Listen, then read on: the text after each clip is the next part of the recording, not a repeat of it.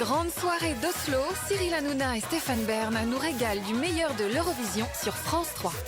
Douce Nacht. À tout de suite.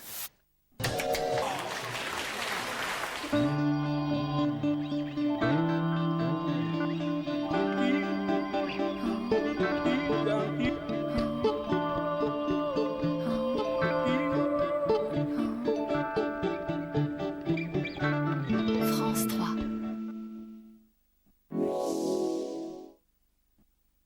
En route pour l'Eurovision sur France 3 avec Norwegian.com.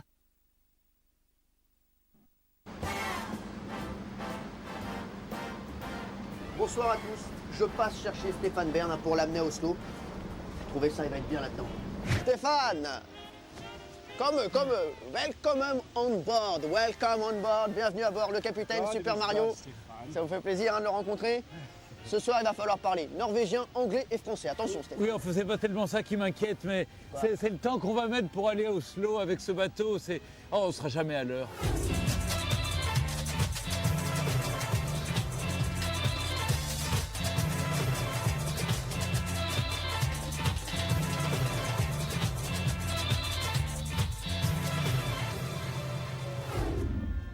Et voilà. On va être bien ici, mon Stéphane. Je vais vous y amener, moi, à Oslo. Bon, vous avez révisé l'Eurovision un peu? Ah oui, l'Eurovision, c'est 30 millions d'euros de budget, 130 millions de téléspectateurs. C'est l'émission de variété la plus fâcheuse, la plus regardée dans le monde. C'est aussi un peu, en quelque sorte, les Jeux Olympiques de la chanson. D'ailleurs, on s'est même amusé à faire la comparaison entre les Jeux Olympiques et l'Eurovision. Vous allez voir, c'est surprenant. Stéphane Bern, 12 points, 12 points. Comme il gêne, let's go, c'est parti.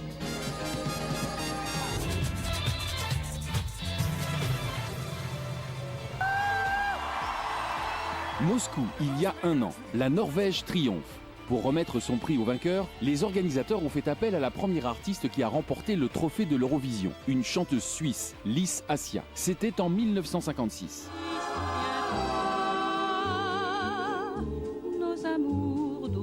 Et voici à quoi ressemblait la cérémonie. Si Lys Assia avait chanté en 2009, voici ce qu'aurait pu être sa prestation.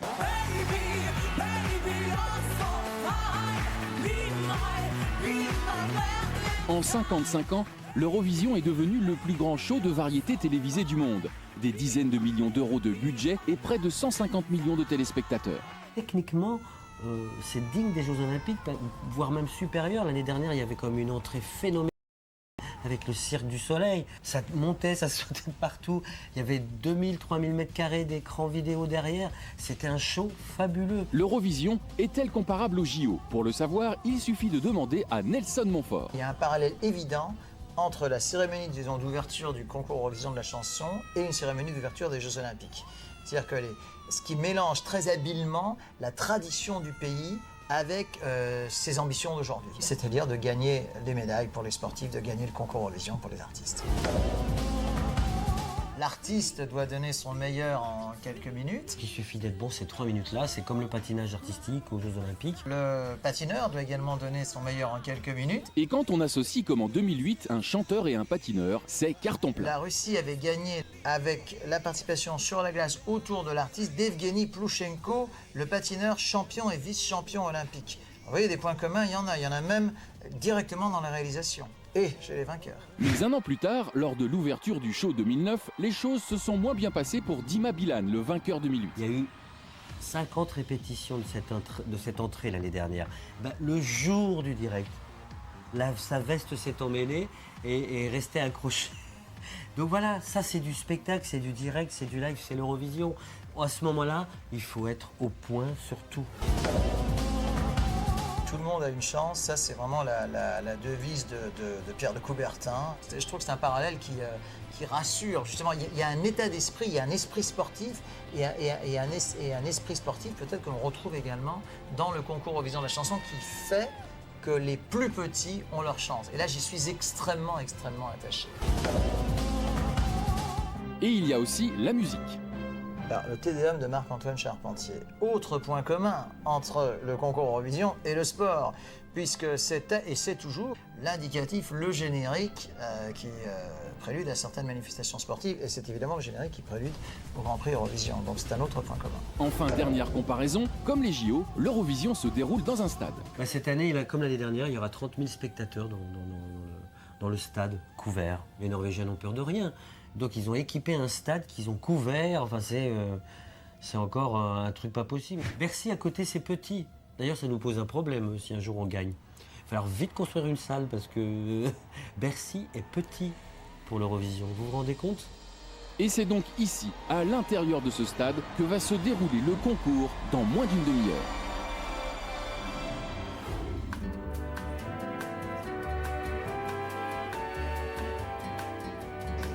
Gurbure, Stéphane Bern, hein? Dag, Stéphane, good. Allez, on n'a plus qu'à aller chercher la médaille d'or, mon Stéphane. Comme vous dites, enfin, vous vous souvenez ce que disait Pierre de Coubertin, l'homme qui a ressuscité les Jeux Olympiques. L'essentiel, c'est de participer. Et ce soir, on va pas faire que participer. Je vous le dis, moi, mon petit Cyril. Ah oui, parce qu'on a des atouts dans notre manche. Ah oui, vous verrez ça tout à l'heure. On verra ça tout à l'heure, Stéphane, mais vous parliez de participer, et vous, c'est votre première participation à l'Eurovision. Alors, nous sommes allés voir les ex-présentateurs de cet événement, Julien Courbet, Laurent Ruquier, Guy Carlier, Dave et même Denis Fabre, qui va nous raconter une histoire de robe incroyable. Mais oui, vous vous souvenez quand même, en 78, c'est l'année où elle avait cette robe noire, une meringue, voilà. Une meringue noire, c'est comme ça qu'on l'appelait, et c'est comme ça qu'on le surnomme dans le métier, Stéphane Bern. Allez, regardez pourquoi ils aiment l'Eurovision.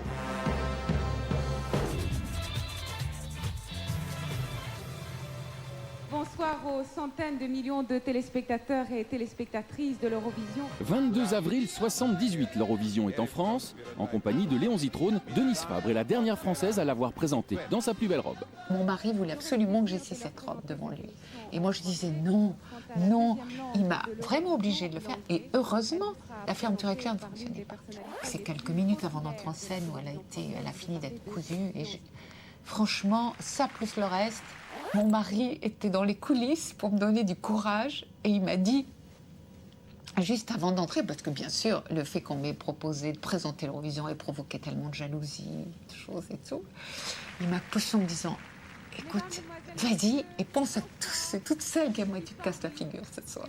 Ça, c'est une histoire drôle. Ça, je ne l'avais jamais dit encore. Depuis, plus de victoires françaises. Du coup, plus de problèmes de robe, car nos animateurs sont devenus des commentateurs qu'on ne voit pas. Derniers en date, Julien Courbet, Laurent Ruquier, Guy Carlier ou encore Dave, qui lui a même failli y chanter. J'ai participé à la présélection aux Pays-Bas en 1969 et la fille qui a gagné la présélection a aussi gagné l'Eurovision en 1969. Et puis un jour, ça sonnait et c'était France 3. Imaginez-vous, France 3 qui m'appelle pour me demander si je voulais co-présenter l'Eurovision avec Marc-Olivier Fogiel que je ne connaissais pas ou à peine. En 2001 et 2002, Dave et Marc-Olivier Fogiel vont révolutionner les commentaires de l'Eurovision. Si vous regardez France 3, j'espère que vous n'êtes pas choqués par les commentaires de Dave. On a commencé à déconner à un point pas prévu. Marie-Myriam, maintenant, a trouvé une manière de repasser à l'Eurovision. Oh non, elle ressemble pas à Marie-Myriam, t'exagères. Moi, c'est ma chanson préférée. Oh là, ça m'étonne pas de toi, bout de chiotte.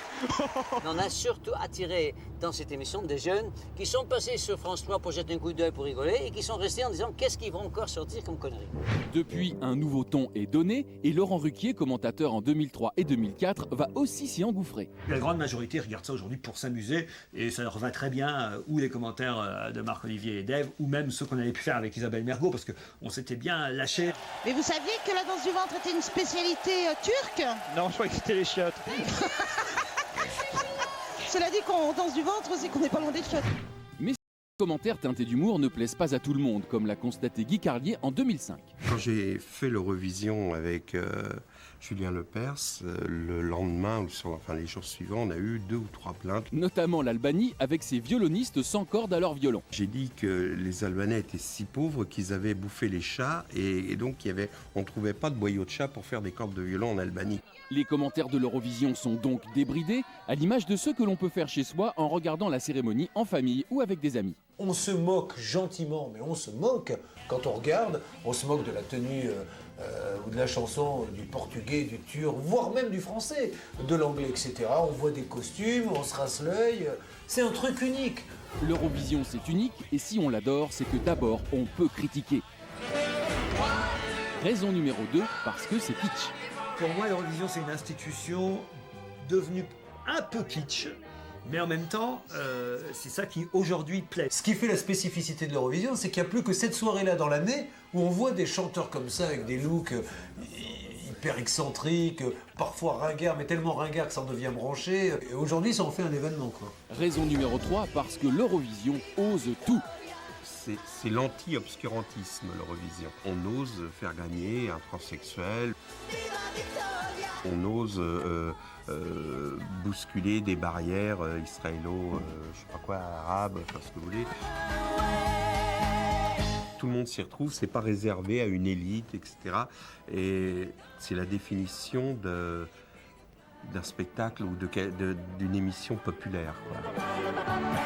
Raison numéro 4, parce qu'il y a le comptage des points en direct et dans toutes les langues. France, 2 points, la France, 2 points. France, 12 points, la France, 12 points. Ça fait quand même un demi-siècle que j'écoute ça. Et donc, ça me rassure qu'il y a encore des choses qui n'ont pas trop bougé. Oui, et là, alors les points. Le paroxysme de la confusion est atteint en 1967. La preuve, 2 points à la France, ce qui devrait porter notre total à 15, mais ce soir-là, 13 plus 2 égale 5. Et ça va être comme ça toute la soirée. Ici, 4 points de plus pour la France se traduisent par moins 10 pour l'Autriche dans un premier temps et moins 13 pour la France. On aura plus tard 1 point de plus pour l'Irlande, on passe donc logiquement de 21 points à 2. L'Irlande, que la présentatrice oubliera même d'appeler pour comptabiliser ses votes. Oh, I'm so sorry. Un grand moment de solitude. Enfin, raison numéro 5, c'est parce qu'on espère toujours que la France va gagner. Pour nous, les Français, ça reste avant tout un défi, un challenge. Je veux dire, il y a Marie-Myriam, 77, l'Eurovision, et Yannick Noah, Roland-Garros. C'est les 2 titres qu'on aimerait un jour pouvoir renouveler. Cette année, à la barre des commentaires, Cyril Hanouna et Stéphane Bern, pour lequel c'est une première. Alors, petit conseil des aînés. Je sais tout du Gotha européen. Je sais quels sont les rois qui ont un anus artificiel. Enfin, tout grâce à Stéphane. Donc là, tu as de quoi documenter le téléspectateur. Stéphane, je te connais un petit peu. Je pense que tu as absolument tout ce qu'il faut pour le faire. Tu as la causticité, la méchanceté, mais avec un bon fond. Si tu laisses Hanouna prendre trop la parole, tu es mort. Et surtout avant que le concours des marques pense à aller au... Fais pas comme Léon Zitrone qui pissait dans une bouteille pendant un concours. Je sais que ce sera bien parce qu'avec toi c'est toujours bien. Je t'embrasse. Ils sont sympas les confrères, hein. Absolument. Bon, puisqu'on est sur le chemin. Et qu'on n'est pas très loin. Oui, enfin, faut voir. Hein. Bon, bref, nous partons pour Amsterdam, là-bas. Il y a tout juste un mois, en avant-première de ce concours ce soir, s'est déroulé un événement avec la plupart des candidats de l'Eurovision 2010. Une journée et un concert organisés et financés par Eurofans. C'est l'association européenne des fans de l'Eurovision. Ils adorent cet événement, donc ils ont fait venir les fans avant tout le monde pour qu'ils voient leur chanteur. Impression, pronostic, bref. Nous avons suivi ces fans qui ne sont pas prêts de se faner. C'est excellent ça. Pays des tulipes et des moulins à vent. Et de Dave. Allez Stéphane, Fructus, regardez. Fructus.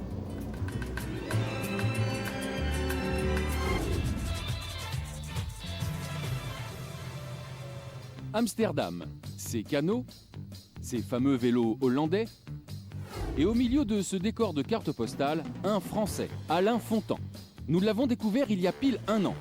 C'est une des figures emblématiques d'Eurofan, l'association des fans de l'Eurovision. Chaque année, partout en Europe, quelques semaines avant le concours, les fans organisent des événements.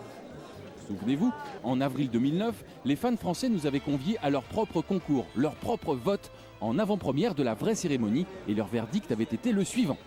La Norvège a gagné. Les membres d'Eurofan n'ont jamais réussi à déterminer quel était le vrai gagnant, donc je pense qu'on peut dire dès à présent que la Norvège ne gagnera pas. Et pourtant, 1 mois plus tard, pour le vrai concours, Le gagnant est... Norvège! La Norvège! No one else could lift me high above. I don't know what I was doing. cette année, Alain Fontan nous a emmenés à Amsterdam. Ici, depuis 2 ans, 1 mois avant le grand concours en direct, les fans hollandais invitent les candidats de l'Eurovision de l'année. L'association des fans organise une journée de rencontres avec le public et un concert. En 2010, une vingtaine de pays a répondu présent. C'est la première fois que la plupart des participants se rencontrent, venus des 4 coins de l'Europe. Ils viennent présenter leurs chansons, défendre leurs chances, faire un peu de buzz autour de la personnalité. Et un maximum de journalistes sont là pour les interviewer, pour les faire connaître aussi aux quatre coins de l'Europe. Il y a beaucoup de journalistes de partout et je pense que l'Eurovision vit une renaissance. Ça fait rêver, oui, parce qu'on aimerait que ça s'est lu en France, ce genre de choses. Il y a autant de chanteurs de l'Eurovision, je sais pas, devant la Tour Eiffel, par exemple. L'instigateur de cette manifestation, c'est ce jeune homme en veste noire, René Romkes. Ce n'est pas son métier, il est bénévole. Comme Alain, son dada, c'est l'Eurovision. It's organized by a bunch of volunteers and we are paying this all by our ticket sales. So it's a risk. Le point d'orgue du raout hollandais, c'est donc un concert payant. Les fans présents vont faire connaissance en live et en exclusivité avec les futurs candidats de l'Eurovision 2010. Et voici en avant-première quelques-uns des candidats que vous verrez ce soir.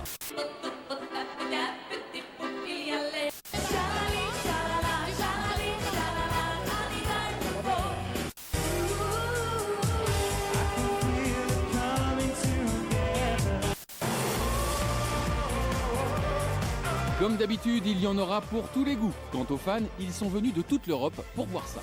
We are going to Oslo, so this is a warming up. For me, it's a sort of religion, the Eurovision Song Contest. I'm supporting Azerbaijan and she's supporting Turkey. I want to support them here and if it was anywhere else in the world, I will go there. Je suis anglaise, alors pour nous c'est quelque chose de rigolant, mais aussi c'est intéressant de voir des autres pays et comment ils se présentent, etc. Just one Europe love, that's for me Eurovision.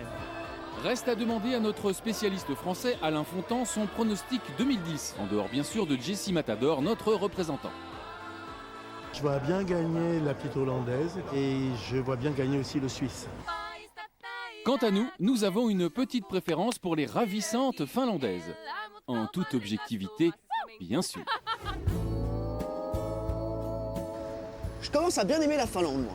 Bon, chacun ses goûts. Bon, on plaisante, hein, n'empêche Cyril. Mais la France n'a pas gagné l'Eurovision depuis 1977. Eh oui, et même la grande Patricia Cass n'a rien pu faire l'année dernière. Alors cette année, changement de registre. Hein. On va aller dans des rythmes avec du soleil, des déhanchements, de la folie, quoi. Ça va être bien.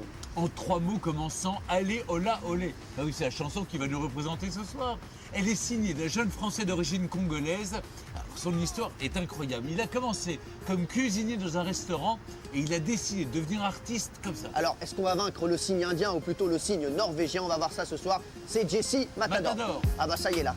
Là, ça s'assombrit là. Ah, oui. Heureusement qu'on a mis les cirés là.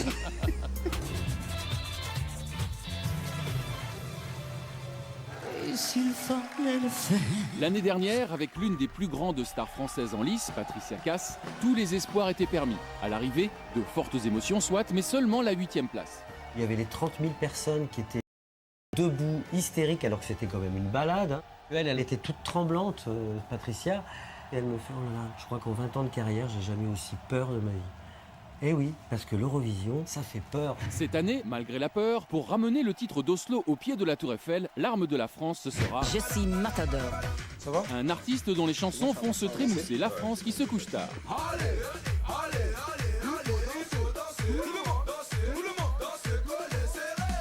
Mais comment Jessie a-t-il été choisi par France Télévisions ? Ce qu'on a remarqué, c'est que sur la plus grande scène du monde, il fallait trouver un groupe festif. On est là pour faire le show. Est-ce que vous voulez chauffer? On connaissait le titre déjà de Jessie Matador à l'époque qui était Décalé Guada. Jessie a commencé en 2001 en tant que danseur. En 2005, il a créé son groupe. Il a sorti Décalé Guada en 2008 qui a été un énorme succès puisqu'il y a eu plus de 120 000 exemplaires vendus. Et ce n'est pas tout, car Jessie a aussi décroché la timbale avec une autre chanson. Mini Kaolé, en fait, ça a été le morceau le plus diffusé en boîte en 2009. Il fait danser dans les clubs, ses disques se vendent, alors l'histoire continue avec une dimension européenne. Cette année, pour représenter la France à l'Eurovision, c'est un titre extraordinaire parce qu'il est festif, il y a une vraie chorégraphie qui s'appelle Allez, hola, olé.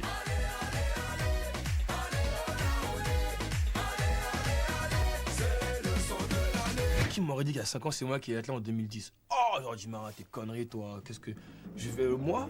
Il y a 5 ans, je travaillais encore au resto, où j'étais là, où à chaque fois, je coupais mes carottes et puis je pensais, bon, alors ce serait bien que je sorte un truc là, que je fasse ça. Non, après, il faut que... Non, c'est important. Jessie, dépêche-toi à la table. Ok, chef, j'arrive. Ouais. Et tu sais, pour pas me faire griller, je fais genre ok, on y va les gars, on est où là? Ok, bon, c'est bon. Ok, chaud. Et oui, il y a 5 ans, Jesse était chef cuisinier dans un restaurant parisien. Durant son temps libre, il dansait avec un groupe de copains, mais son rêve était de faire carrière dans la musique. Alors, c'est arrivé un moment, je me disais bon, maintenant si je veux vraiment de la musique, il faut prendre une décision. Donc j'ai fait une réunion avec Jean-Luc et j'ai dit bon voilà, maintenant je vais vraiment me lancer à fond dans la musique. J'avais rien, aucun contrat, rien de chez rien. Ici, quand il était chef, ici on a eu les plus beaux articles de presse, donc ça voulait dire que vraiment il y avait un vrai travail de fond, une vraie connaissance de la matière. Et franchement, alors là, quand je le vois faire de la musique maintenant, je me dis que ça va être la même chose et ça, je suis ravi. Et de chef cuistot à chanteur pour l'Eurovision, pour Jesse, la recette reste la même. Ma recette, disons que c'est la bonne humeur et la simplicité, la joie, je me prends pas la tête, c'est plus ça. Démonstration avec son groupe de danseurs, la Célessao, que nous avons retrouvé dans le jardin de sa maison de disques.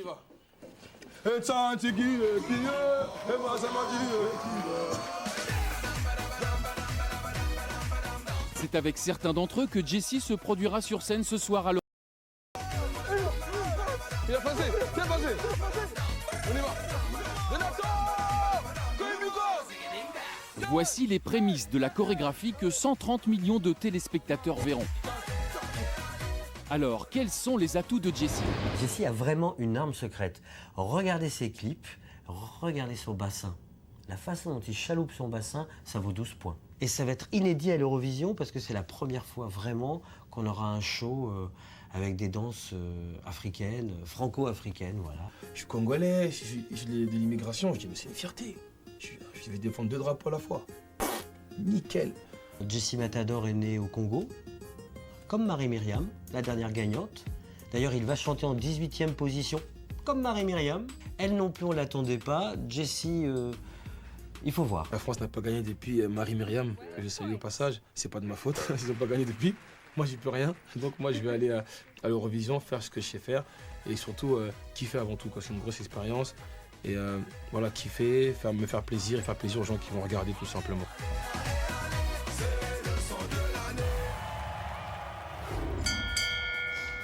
Je sens que c'est le son de l'année, ça. Ah ouais. C'est tout le mal qu'on se souhaite. Bon, allez, rendez-vous dans quelques minutes en direct d'Oslo pour le 55e grand concours de l'Eurovision. Dites-moi, Cyril, oui. Il nous reste combien d'écluses avant d'arriver à Oslo? 945, pourquoi? Ah, pour rien? Ah, mais moi, je vais avoir le temps de réviser mon norvégien. Oh, bah c'est bien, ça. 12 snark. À tout de suite. Live. Bon, ça, c'est en direct, ça, c'est facile. En tout cas, vous êtes un homme à chapeau. Allez, 12 snark, à tout de suite. Non, il vous voit bien.